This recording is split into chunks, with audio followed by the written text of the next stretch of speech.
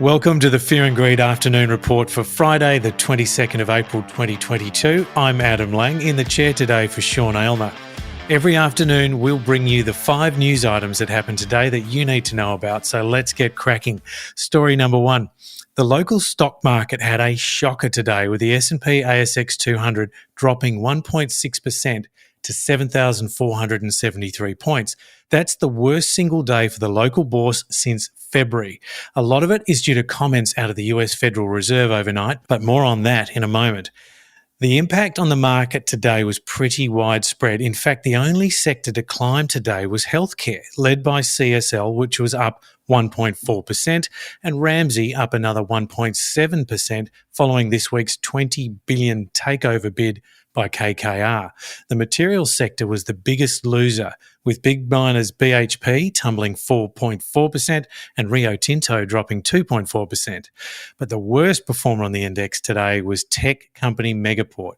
It dropped another 9.7% today, the worst performer on the ASX 200 for 2 days in a row. Story number 2 is the reason for so much of the carnage on the ASX today. It's all about US Federal Reserve Chairman Jerome Powell declaring a 0.5 percentage point interest rate hike will be considered next month in an effort to tackle rising inflation. He told an International Monetary Fund panel overnight that it is, quote, appropriate in my view to be moving a little more quickly, and then 50 basis points will be on the table for the May meeting, end of quote. The comments had an immediate impact on investor sentiment, both here and in the States. On Wall Street, the S&P 500 closed down 1.4%, the Dow Jones lost 1%, and the tech-heavy Nasdaq ended 2% lower. Story number 3. With Labor leader Anthony Albanese forced into isolation after his positive COVID test last night, today saw Labor frontbenchers stepping up to continue the campaign in his absence. In fact, they're actually trying to turn it into a campaign feature, with Shadow Minister Jason Clare declaring voters will see a Labor team this week rather than a presidential style of campaigning. Shadow Foreign Minister Penny Wong told reporters in Perth that the onus is on China to restore the trade relationship with Australia by removing trade sanctions. Scott Morrison hit the campaign trail in Queensland, where he faced pressure to reveal what he knew about a security deal between China and the Solomon Islands and whether Australia could have done more to prevent it. Meanwhile, Australia has placed new sanctions on the daughters of Russian President Vladimir Putin and 144 Russian senators as the diplomatic and economic response to the war in Ukraine continues. Story number 4, and how about this for a fine? Hotel booking platform Trivago has been hit with a $44.7 million penalty for misrepresenting the price of hotel rooms.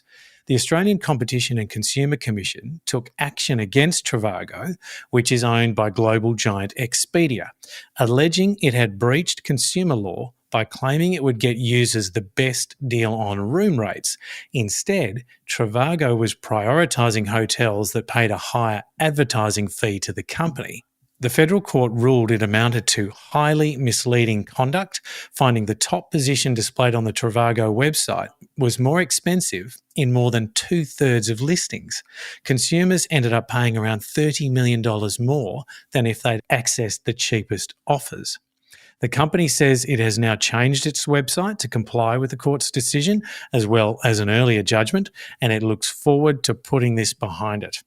And story number 5, Elon Musk says he's secured funding worth $46.5 billion in his quest to take over Twitter. Tesla's inimitable CEO is due to collect a very large bonus from that company's high performance, and that is expected to be more than enough to fund his own part of the Twitter bid with $21 billion of his own money. He will then add another $12.5 billion through a loan against his shares in Tesla. That takes his total stake of the bid to 33.5. US investment bank Morgan Stanley is then leading the funding for the remaining $13 billion to make up the total bid of $46.5 billion. Big numbers and one very big name leading the charge. Now, that's it for the afternoon report for Friday, the 22nd of April, 2022. Sean Aylmer, Michael Thompson, and I will be back tomorrow morning for the weekend edition of Fear and Greed. And don't forget, our old Sunday show is now available as a standalone podcast. Just search for Safe Word by Fear and Greed wherever you listen to your podcasts and hit follow. A new episode was released yesterday. Give it a go. It's pretty good fun. I'm Adam Lang. Enjoy your evening.